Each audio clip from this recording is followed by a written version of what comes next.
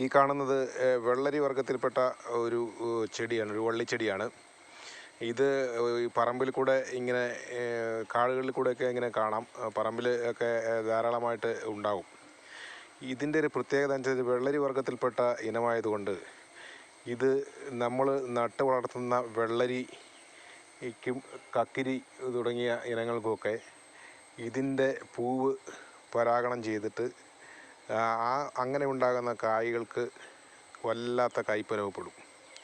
നമ്മൾ ശ്രദ്ധിച്ചിട്ടുണ്ടാവും, നമ്മുടെ വീട്ടിൽ ഇങ്ങനെ ചിലപ്പോഴൊക്കെ വെള്ളരിക്കയൊക്കെ ഇങ്ങനെ മുറിച്ച് നമ്മൾ തിന്നാൻ നോക്കുമ്പോൾ, പച്ചയ്ക്ക് തിന്നാൻ നോക്കുമ്പോൾ അതിൻ്റെ അരി വരുന്ന ആ ചോറ് ഭാഗത്തിന് വളരെയധികം കയ്പ്പ് അനുഭവപ്പെടും. ചിലപ്പോൾ അതിൻ്റെ കാമ്പിന് തന്നെ കയ്പ്പ് അനുഭവപ്പെടും.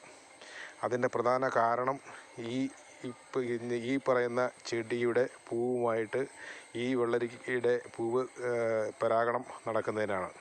അപ്പോൾ ഇങ്ങനെയുള്ള നമ്മൾ തോട്ടത്തിൽ വെള്ളരിയുടെയും അതുപോലെ കക്കിരിയുടെയും മറ്റും അടുത്ത് ഇങ്ങനെയുള്ള ചെടികൾ കണ്ടു കഴിഞ്ഞാൽ